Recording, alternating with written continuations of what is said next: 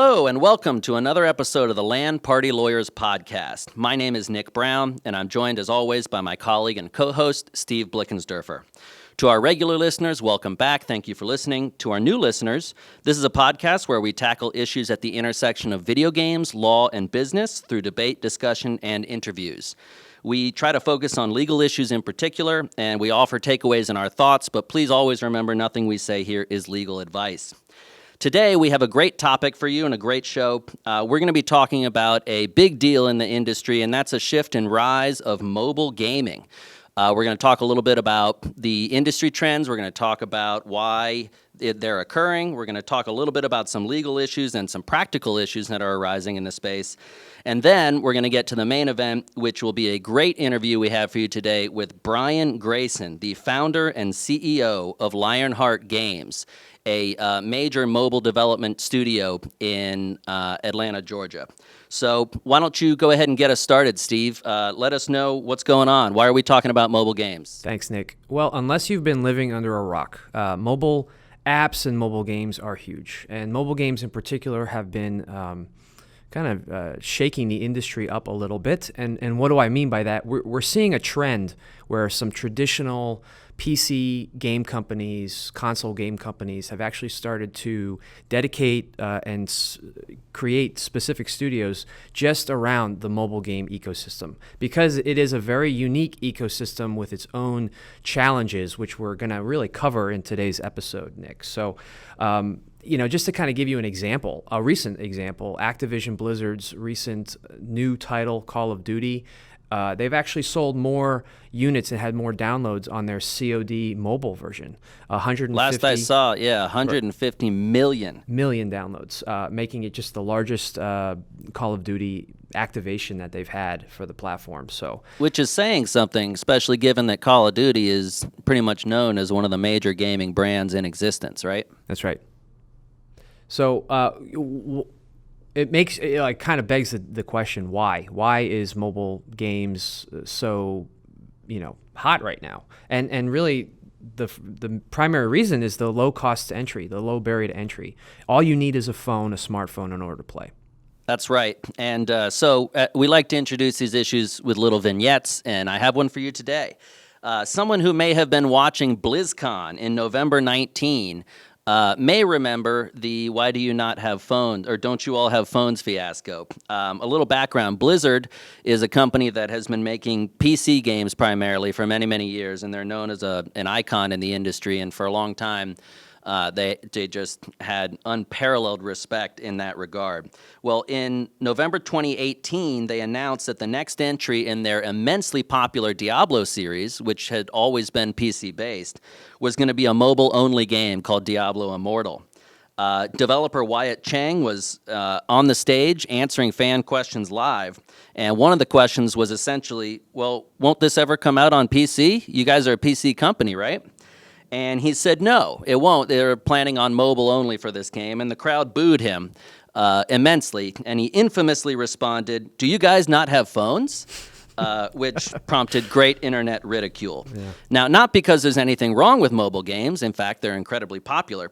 But because this was a PC audience and everyone was expecting their marquee announcement to be for the platform that they traditionally develop for. But internet ridicule aside, Cheng had a point, a really good one, which is that everybody has smartphones now. Smartphone users, last we saw, according to estimates, surpassed 3.2 billion globally in 2019, which is no small number. We're seeing an expected 8.3% year-on-year growth in smartphones. So that number is actually going to be continuing to increase, and the estimates are that it'll be near 4 billion globally by 2022. So that's a number that's going to be hard to ignore. Yeah, those are some big numbers. But in addition to the low barrier of entry and the popularity of smartphones, it kind of makes sense. Mobile gaming is kind of a natural platform because it allows for functionalities and mechanics that are just unavailable for what we see as traditional gaming. So the number one, right, is just the unparalleled convenience. You can play on the go anywhere, whether you're in the car, whether you're at the doctor's office, whether you're, waiting at the DMV. You can whip it out and start playing a game with no real, damage to the quality of your experience. And it's also got tech benefits over traditional gaming. First of all, your cell phone's pretty much always connected to data, so you don't need a separate internet connection or a separate internet account. They also generally have geolocation services built in, which allow for gaming experiences that don't really exist anywhere else. Pokemon Go is one that we've talked about on this podcast before, and that's the sort of thing that you just can't do on a traditional console because there's no geolocation aspect to it. Most phones also have gyroscopes, which allow for cool things like tilting your phone to turn or to navigate your character, which doesn't exist elsewhere without that specialized equipment. And then they also That does exist on the Switch when you're playing Zelda or something and you're shooting an arrow. So that does it, but I would like to think, this is me speculating a little bit, but that was influenced by mobile games. So now we're seeing mobile games influence, consoles traditionally. One of the main selling points of Switch is that it is mobile itself. Right. And so I would say that goes together perfectly, Steve. There you go.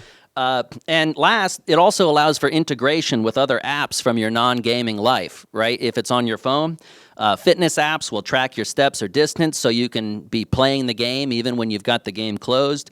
And it's got a natural application and fit with all your contacts and your social media and whatnot, so it helps with connectivity. Right. So there's a lot of tech reasons in addition to just the popularity of smartphones. Well, you take those numbers, the popularity of smartphones, you put it together with an ecosystem that's in the business of making money, and mobile apps in general are big business. Okay, we're talking, just to kind of give a little bit of context, 189 billion dollars in the U.S. Alone in 2020 is expected in terms of revenues for mobile apps. So mobile games in particular constitutes the largest segment of the global games market, 68.5 billion in 2019, which is a year-over-year growth of 26.7%. Take a specific example. That is astounding. 26% year-on-year growth. Yeah, I take a quarter, 25% year-over-year growth any day in a particular industry, just to give you an indication of how it's going. I feel like I grew 25% last year, but not in dollars. Yeah, in I other think I ways. need to get back into the gym. Yeah, just to give you some examples, I mean, these are games that I frankly had never heard of before, but Tencent's Honor of Kings alone generated $1.5 billion in 2019. One game, right. And compare this to Nintendo's entire mobile games portfolio, reportedly grossing $1 billion in 2019. And could you guess? Amazing. Could you guess the most lucrative of the bunch of those games? It's not Mario Kart. I'll give you that hint. It's actually Fire Emblem Heroes. Haven't played it. Never heard of it before. I've heard a lot of good things about it, but I haven't played it either. But it looks like we may be in the minority. Well, this is an indication that the games really aren't as popular here in the U.S. as they are elsewhere. In Japan and China, for example, those are increasingly, in Japan, is pretty well known for being a mobile game country. But China is also growing in that respect. China alone has 623 million mobile gamers. That's a large audience of gamers. In Japan, four out of the top 5 highest grossing games are mobile titles. And together, they account for 20% of Japan's iOS revenue last year. So you're looking to 4 games, 20%. Yeah.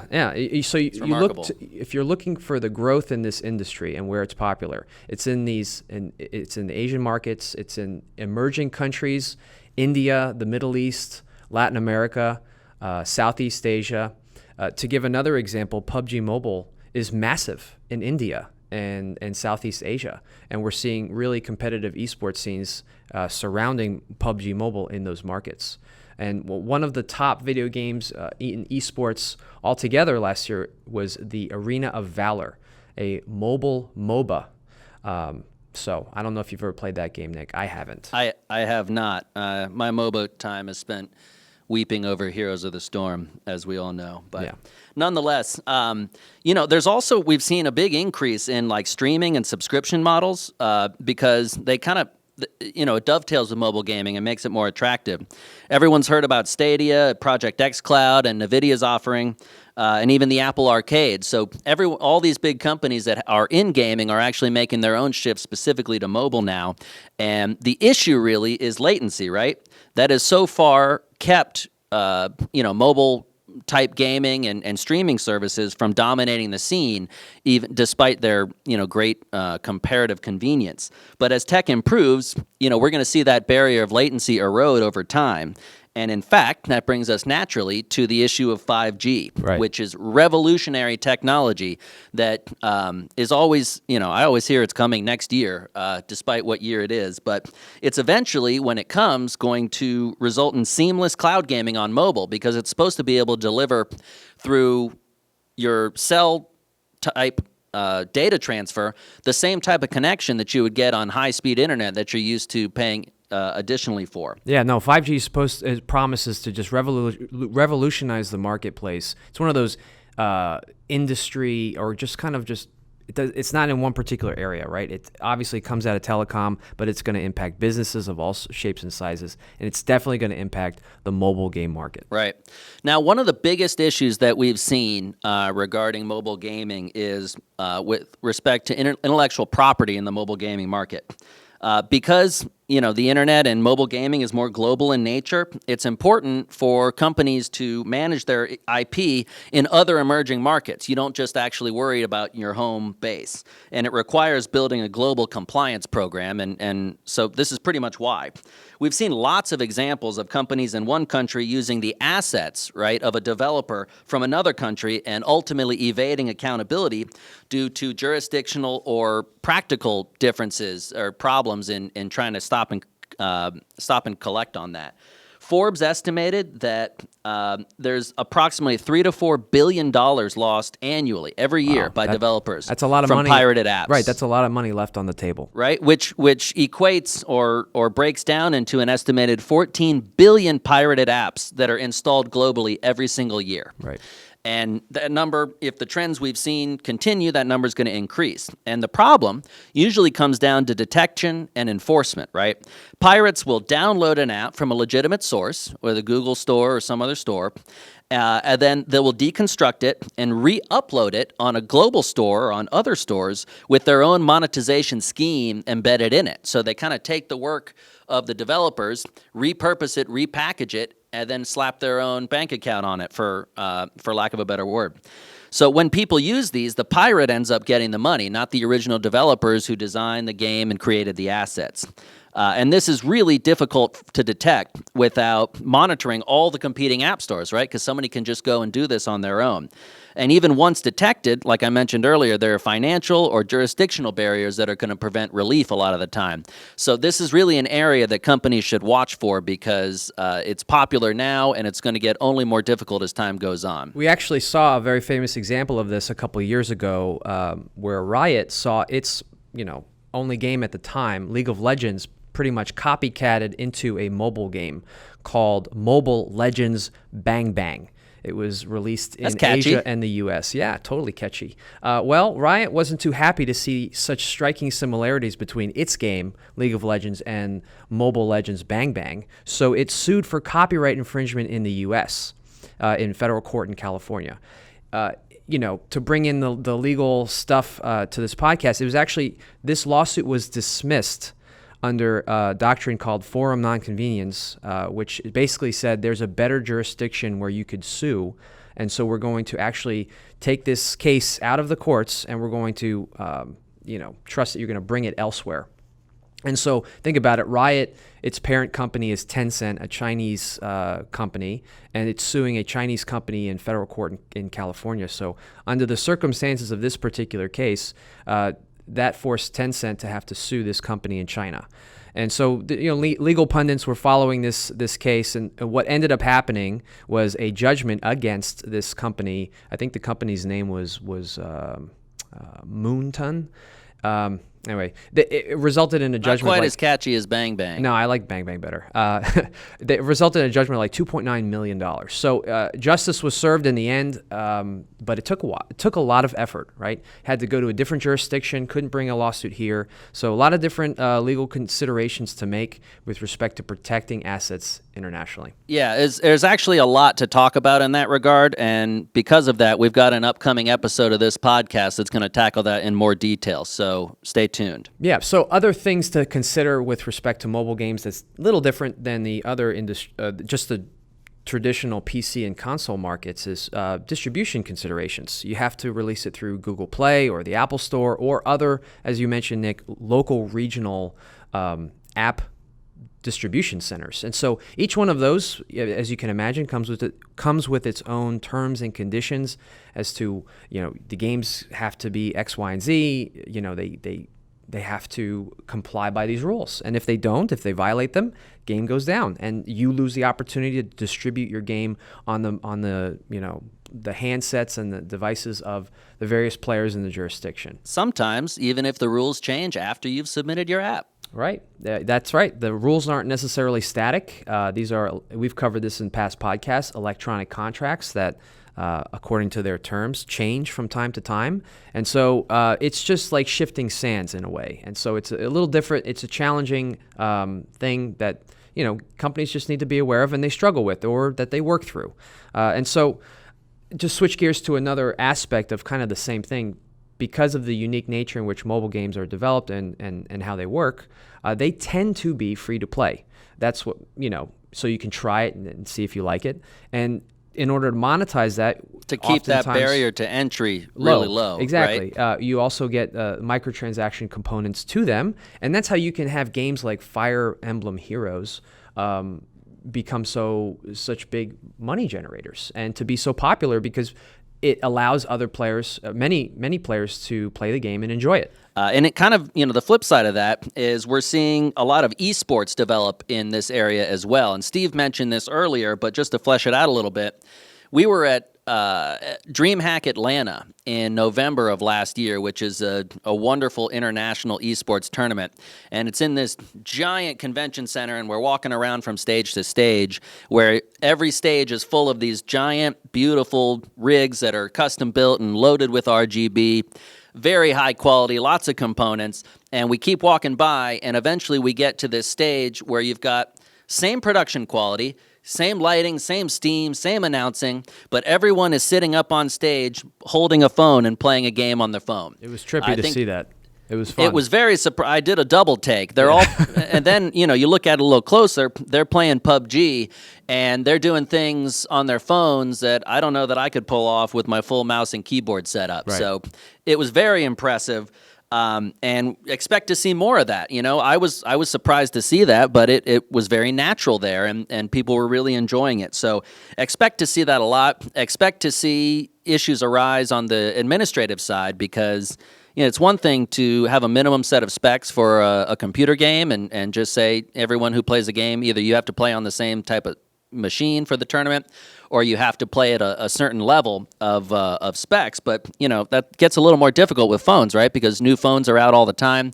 They come from different makers, and they don't necessarily jive apple to apple. And so that'll be interesting to watch the tech and the administrative side of the esports develop as well. All right. And dare I say, we're going to even see, and we're already seeing, streamers play mobile games, since you're literally watching a streamer play a mobile game on his phone. Pretty cool stuff to watch. But I think, Nick, we've covered enough. Let's actually talk to someone who is in the industry and doing this and working through all the stuff that we discussed. Brian Grayson, we're going to shift gears to the interview now. As you mentioned, Nick, the founder and CEO of Lionheart Games, a former VP of Hi-Res Studios in Atlanta for their legal and business development team, and also a reformed big law lawyer. So he gets us, Nick. I think he gets us and understands the plight of big law. Brian, welcome to the show. It's a pleasure to have you. Yeah, thanks for having me on. I'm excited to be here. Well, Brian, I wanted to start with the first question and just kind of, if you could tell our listeners how you got involved in the video game industry. So I thought I was going to be an FBI agent back in college. Oh, that would have been cool. Yeah, I thought so. Video games weren't even on the radar. Growing up, I was like, I'm going to go into law enforcement, and I'm going to join the FBI. And, interestingly, you can't join the FBI until you're 23. And I'm graduating college. I'm obviously not 23. I went through in 4 years. And I thought, okay, there's all these tracks into the FBI. And I'm not a scientist. I don't know anything about physics. I'm not going in on that. I'm not intelligent enough. But maybe I can do this law thing. And I really liked the law class I'd taken in undergrad. Their docket, they're small. And so I decided I'd go to law school. And I did well. And Foley and Lardner hired me as a lawyer. And I thought, wow, lawyers, they make a lot of money. Those billable rates. Not all of them. Yeah, that's true. So I started practicing law at Foley, and I was in the insurance group, which dealt with regulatory compliance on a 50-state level, as well as the insurance side of M&A deals. And interestingly, when I got my job at Foley, because I was going to school in Wisconsin, you actually don't have to take the bar as long as you practice in Wisconsin. And Foley's headquarters was in Milwaukee. Well, that's convenient. Yeah, so I didn't have to take the bar. I got to opt out, and I got 6 months of my life back. So all these people, Foley's big law, as you guys noted, and so they hire everybody at the same time, and so I had all this time off, and I thought, well, instead of doing something useful with my time, I'll just play video games. And I know something about that. Exactly. Twitch was on the rise, and at that point Twitch was still small. So like now everybody goes, they're used to it, they're familiar with streaming platforms, but at the time the big streamers on Twitch, they had maybe a couple thousand viewers.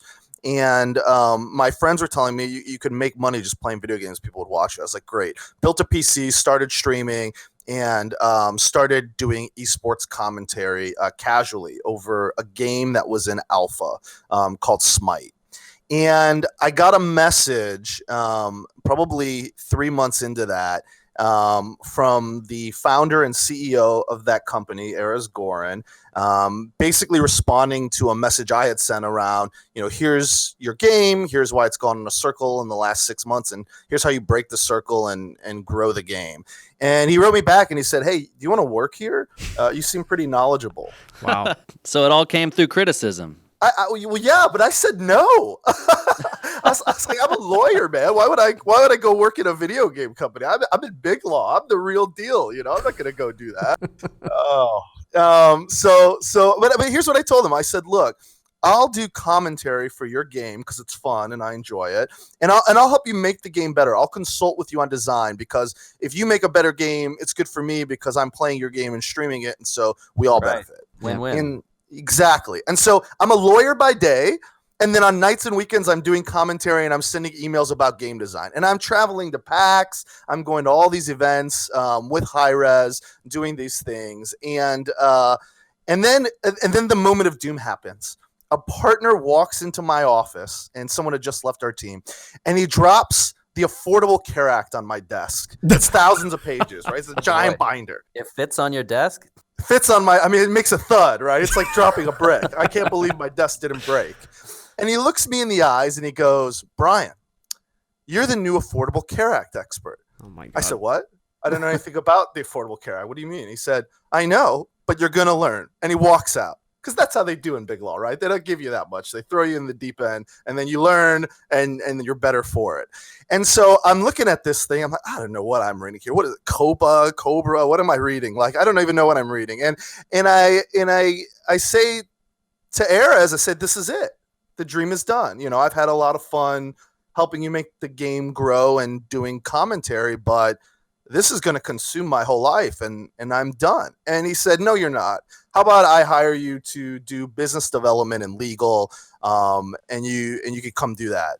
And I said, yes. Wow. And So what you're saying is Obamacare created jobs. In some ways, Obamacare directly led to my leaving big law and becoming a game developer. That's fascinating. That's amazing. So you worked at Hi-Rez Games on PC games, and that is something that we, spend a lot of time talking about. But can you tell us a little bit about like the biggest difference between developing PC games and mobile only? Because I got to imagine they're pretty different. They are. There's some similarities and there's some differences. I think the biggest difference in development is that in mobile, gameplay is not always the selling point for players. I think when you think about PC or console, you're really looking for what has that new compelling gameplay. Right. But in mobile, you might be interested in just repeating gameplay you already know, but having a different progression or a different art theme associated with it. So gachapon is a common genre of games, right, where folks collect characters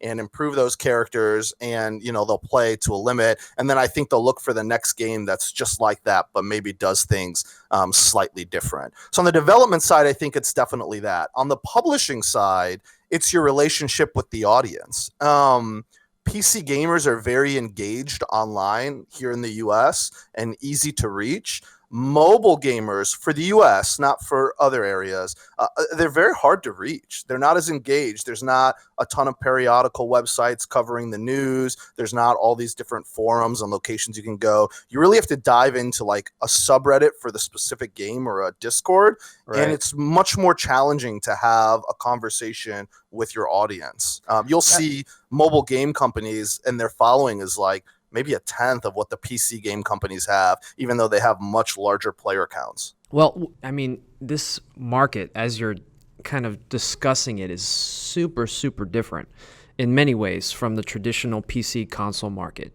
Can you, and I mean, to give an example, like I think the fact that you have games in one region that carry a different name in another. I think I had mentioned before that Arena of Valor and Honor of Kings were different games. They're actually one and the same, right? And I may have misstated that before, but that's just an example of how kind of just nuanced this the mobile game industry is. Is that why we're seeing spin-offs or just separate companies being created from traditional game companies as opposed to maybe just a division within a game company? Part of the challenge, I think, when you say, hey, I've got a successful PC console business and I want to be in mobile, is the opportunity cost for entering mobile can be very high, especially if you don't know anything about it, right? So if you're at a large company, like let's say Activision Blizzard, it's actually a great example. And even Blizzard, by the way, plays a little bit in mobile with Hearthstone.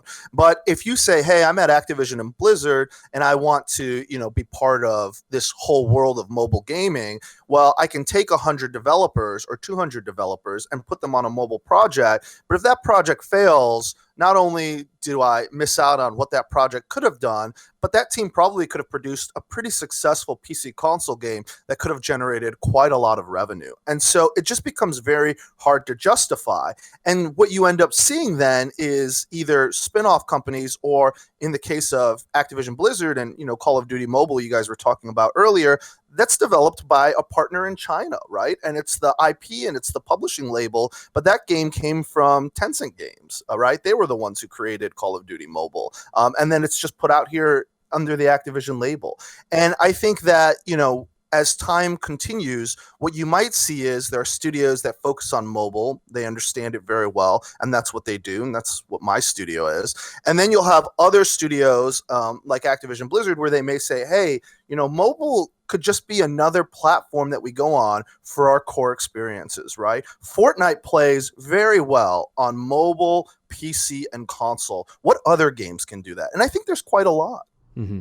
Because they've got their core development, and so they've ported it over to mobile. So they're adding on a mobile component to an already well-oiled machine rather than trying to go out and reinvent the wheel on a new platform that has more different hardware combinations than we've ever seen on traditional. Well, if I also understand it correctly, it's also sometimes it could be luck of the draw. The game that you developed on a certain platform, PC or what have you, it ends up being a great mobile experience, but that doesn't necessarily, it's not necessarily true for all games, right? So if you had your blockbuster title, it just doesn't do well on mobile, you're missing out.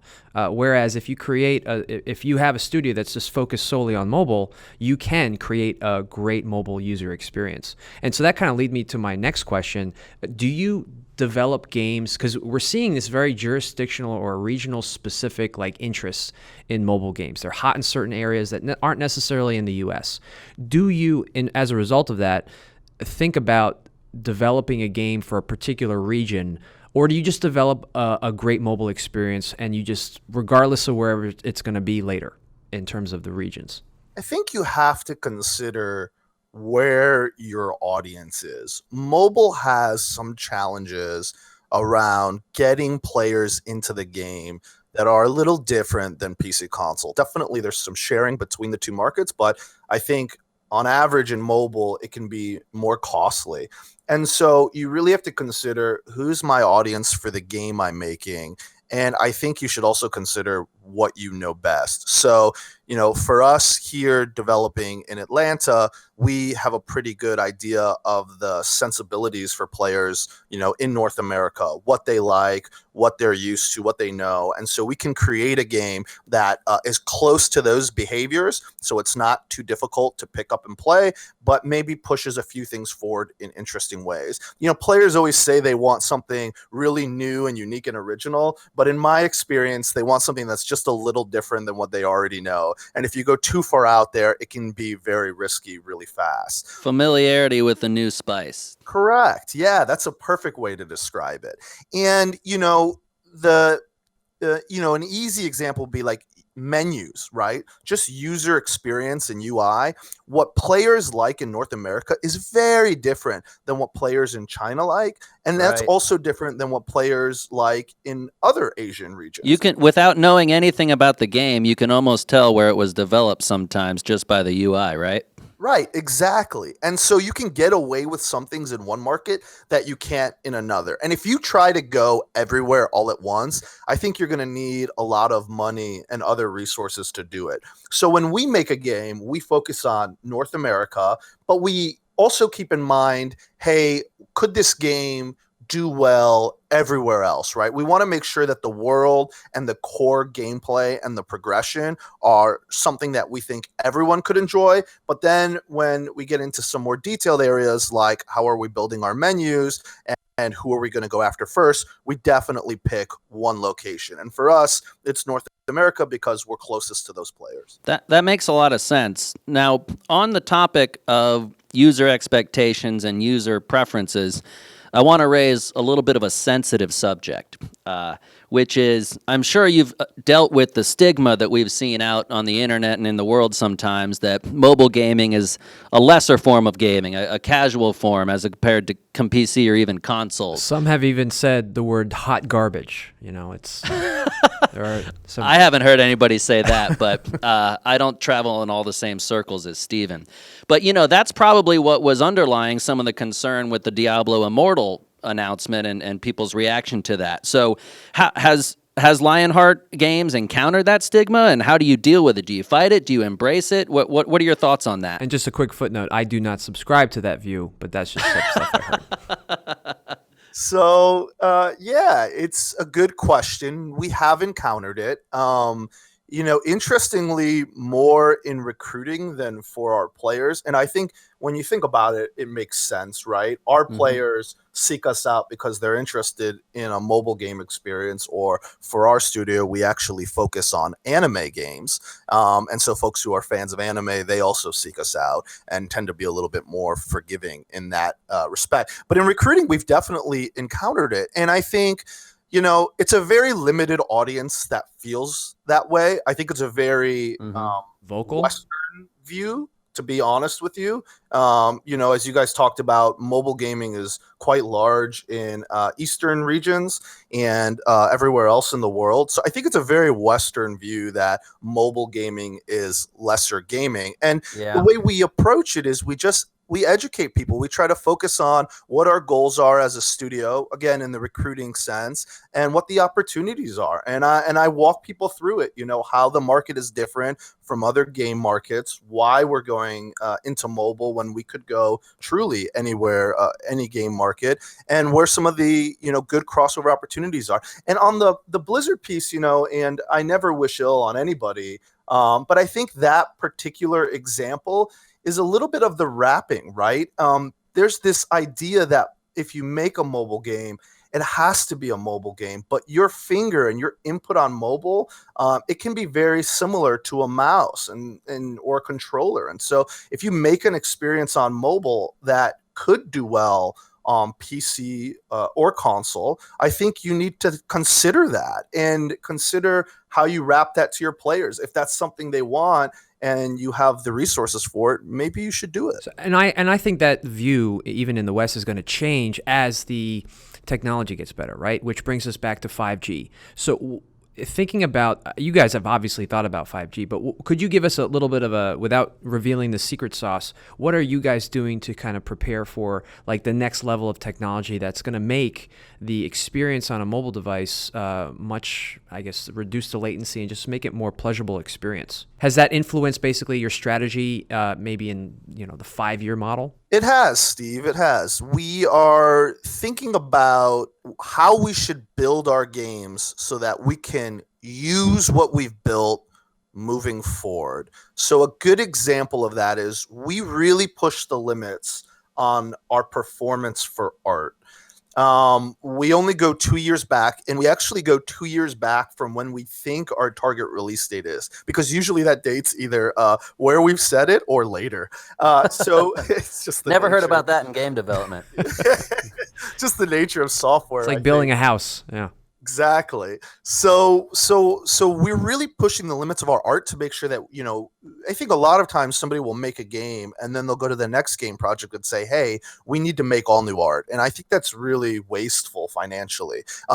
Smite, I think, is quite a successful game at high res, but I still meet people who have never heard of Smite, even though that game has tens of millions of players. So I think that you can use art for a very long time and people are okay with it, and you can really build a strong IP.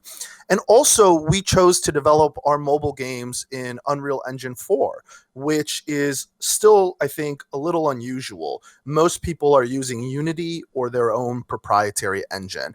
And the reason we went with Unreal 4 is because we feel like it has the most future proofing towards really pushing the limits. If technology jumps forward a lot with cloud-based gaming or something like that and opens up the world to, graphics, unlimited graphics, so to speak, we want to make sure that we're in a good position to do that. Well, you had mentioned, I guess with the expanse of the IP, right, and with the success of, say, a game, and you mentioned that you guys focus on anime games.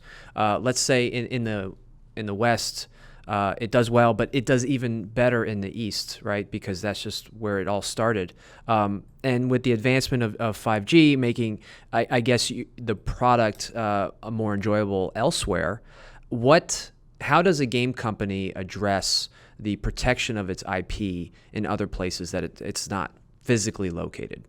Could you maybe give us a sense of your approach and thought to IP protection on a worldwide scale? Yeah, it's a real challenge. You have to, I think if I had to break it down to one message, it would be choosing your battles is key. When I was at High Res and that company was scaling, and I came on board, they were maybe just under 50 people. And when I left in September of 2019, the company had grown to over 450 people. Wow. And and offices all over the world, with players all over the world. One of the largest challenges is that you cannot always get an adequate remedy, and you have limited time, right? I have the same hours in the day as everybody else, right? Even Bill Gates, who's some kind of superstar, right? We got the same number of hours in the day. And so you really need to focus your time on things that are going to matter for your business, and don't pick battles that you can't win. So even the example you guys gave earlier, right, with Mobile Legends Bang Bang, Riot takes them to court and, gets almost $3 million, or Tencent does it. But, Mobile Legends has made hundreds of millions of dollars. And Arena of Valor, which, is doing $1.5 billion in China, isn't doing much here because Mobile Legends came out here first. And that had a real impact on their business. And $3 million is, I don't think, an adequate remedy for that. Mm-hmm. So, I think the best solution for IP enforcement, definitely, there's some things that are so egregious you need a lawyer to go after them for. But for other things, it's business planning and talking to lawyers up front and saying, hey, this is a real risk for our business. What should we be doing? What should we be thinking about to protect ourselves so that we don't have to go to court, so that we can think about this on the front end? And I'll give you a good example. We like that approach, by the way. Oh, yeah. You may not be surprised to learn. I'll give you a good example. So for Mobile Legends, right, that whole fiasco gets avoided if Tencent releases Arena of Valor in the US and other Western markets at the same time as in China. Mm-hmm. And if your release strategy creates opportunities for other people to infringe on your IP, you better believe they're going to do it. And you just need to be willing to pay the price. Right. Well, on the notion of trying to work with different platforms and in different places, one of the things we want to hear from you is, as a mobile company, you're working probably more with Apple and Google as the gatekeepers of their platforms, whereas for traditional gaming, we're used to seeing Sony, Microsoft, Valve, and some of the others. Does that impact, what's it like working with the mobile platforms rather than some of the other ones that we see for traditional gaming? And does that impact what you can publish or your timelines or the cost of development? Can you tell us a little bit about that? Sure, Nick. So, first, certification is way better with Apple and Google than it is with consoles. In The what certification, yeah. So you submit your app and it's cleared in 24 hours most times. And Oh, I wow. think, with Nintendo, there's a lockstep process. It can take a week. And if you have a mistake, it's another week. And unfortunately, certification at console companies, it's quite unpredictable. You can get somebody and their view of the process can be arbitrarily different from the last person you got. You don't have like one contact who does your certification. So you go into this black box and cross your fingers and hope it comes out correct. And if it doesn't, it can create huge delays for your players. And so I was going to ask, does that result in things move quicker in the mobile distribution system? Maybe you get a notice that says this game needs to come down because it violated X and it's gone. Would that happen faster in mobile than it would in the traditional console platform? Kind of. So I don't think games get taken down as much in mobile, so much as it is you can get an update pushed through quickly. But the cost is different, right? When you get a game update on PC or console, you kind of just put up with it. It is what it is. Maybe you go get a snack and come back and it's over. On mobile, if there's an update, there's a good chance you could just get your app deleted. Right? Especially if it's a big update that requires a Wi-Fi connection. And hopefully 5G could help with that. So you have to be very careful. It's an easier process, but it's a more dangerous process, I think, to do those kind of updates. Here's the downside, though.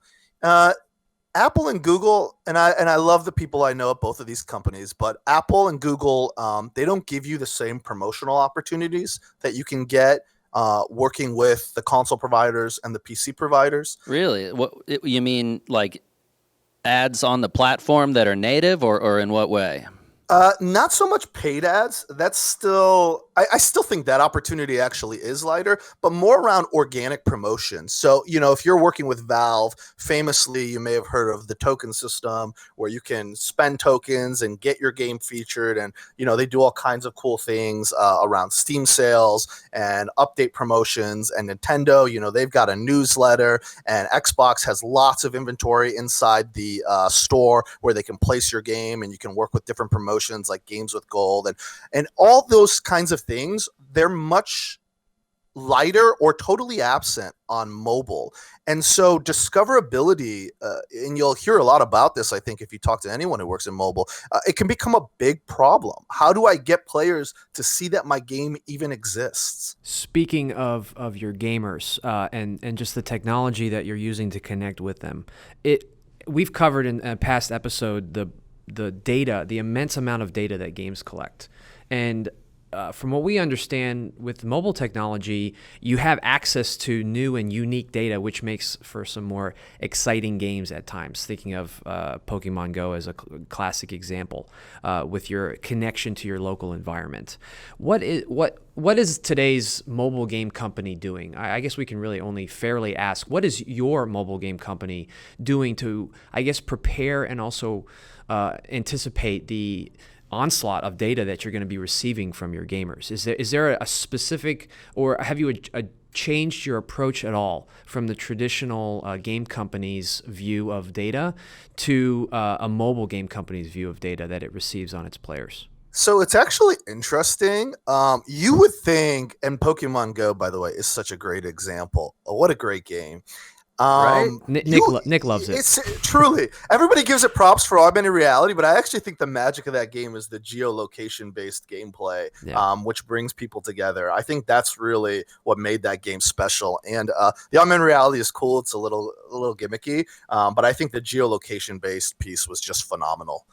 So for us, for data collection, here's the interesting thing. I actually know less about my players on mobile than I did when I was making PC games and consoles comparable. And here's the reason why.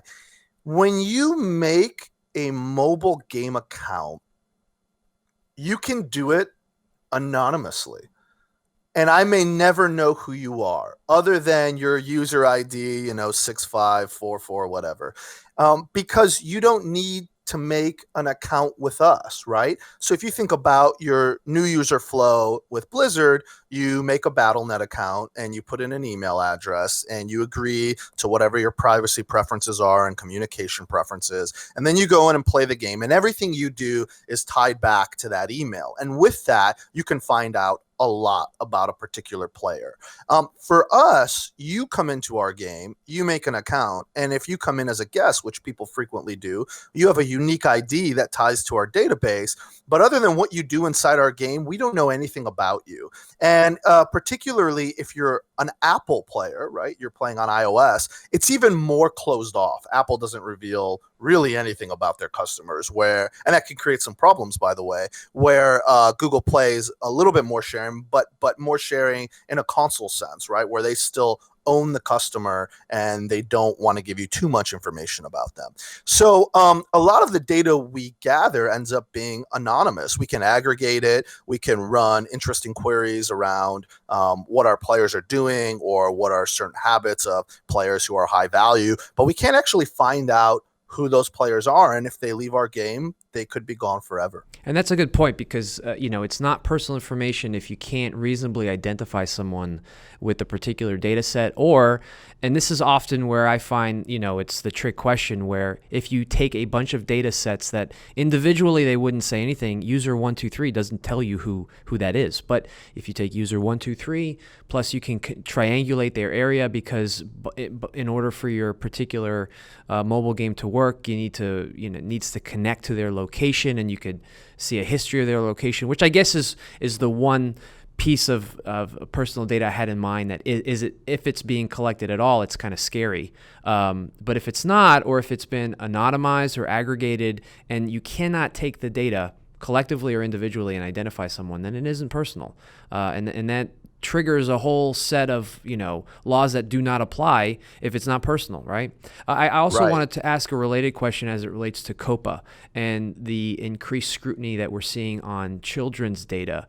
I guess as an offshoot of the same question, you're basically in the same position, whereas you put the requisite consent gates in place, right? Because you have to have consent in order to collect data belonging to children of a certain age. Do you find that to be difficult to do for mobile or easier? I think it's so it's interesting. For us, I think it's easier.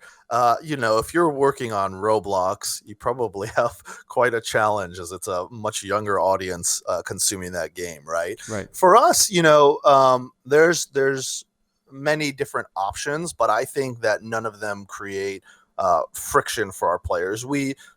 Famously, I think Hi-Rez's method of operation was pretty simple. It was to say, hey, if you're not of a certain age, don't play our game. You're not allowed to play our game.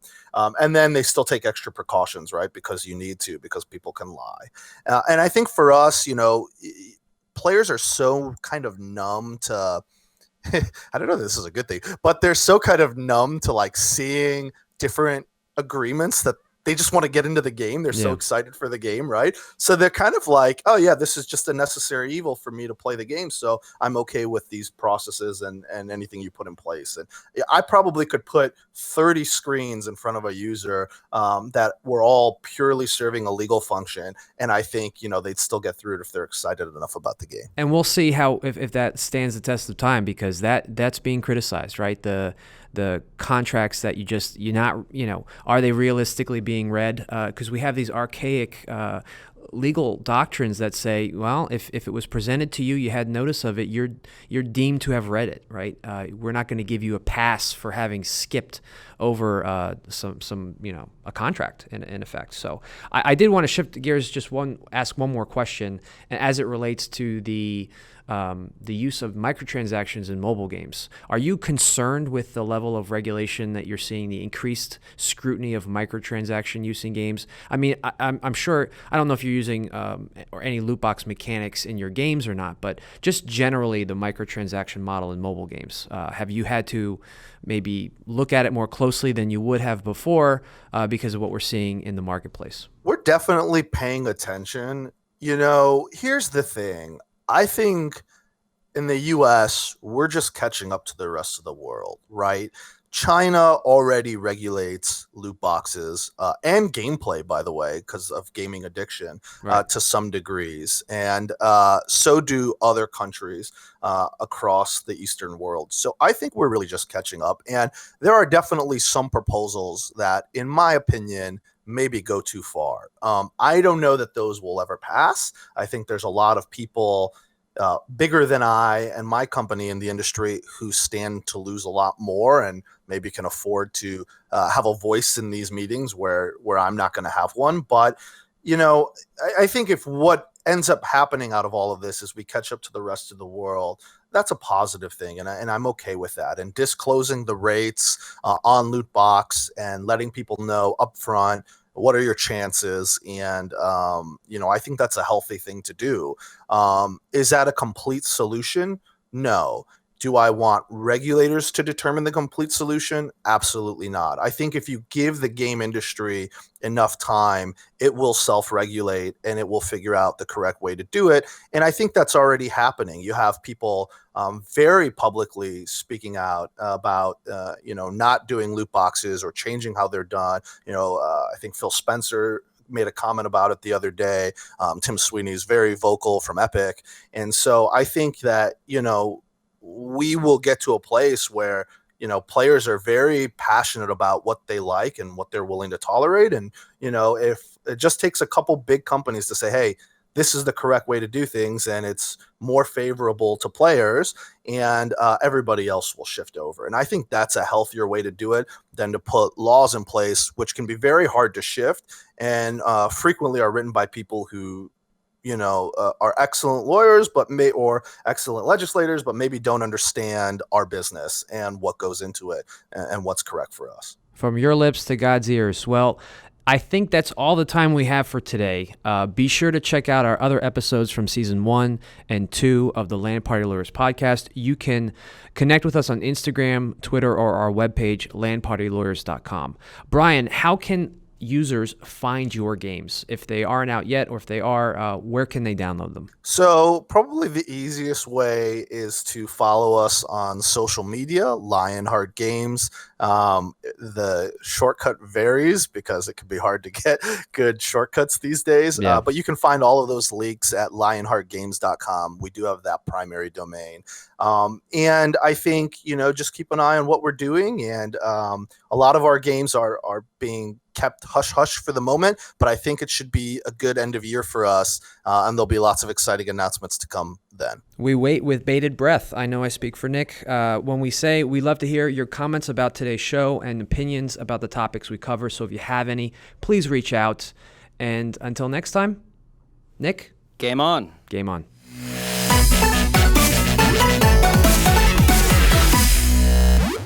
You've been listening to the Land Party Lawyers podcast series with Steve Blickensderfer and Nick Brown.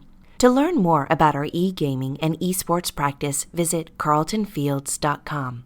This podcast is intended for general information and educational purposes only and should not be relied on as if it were advice about a particular fact situation. The distribution of this podcast is not intended to create, and receipt of it does not constitute an attorney-client relationship with Carlton Fields. Thanks for listening.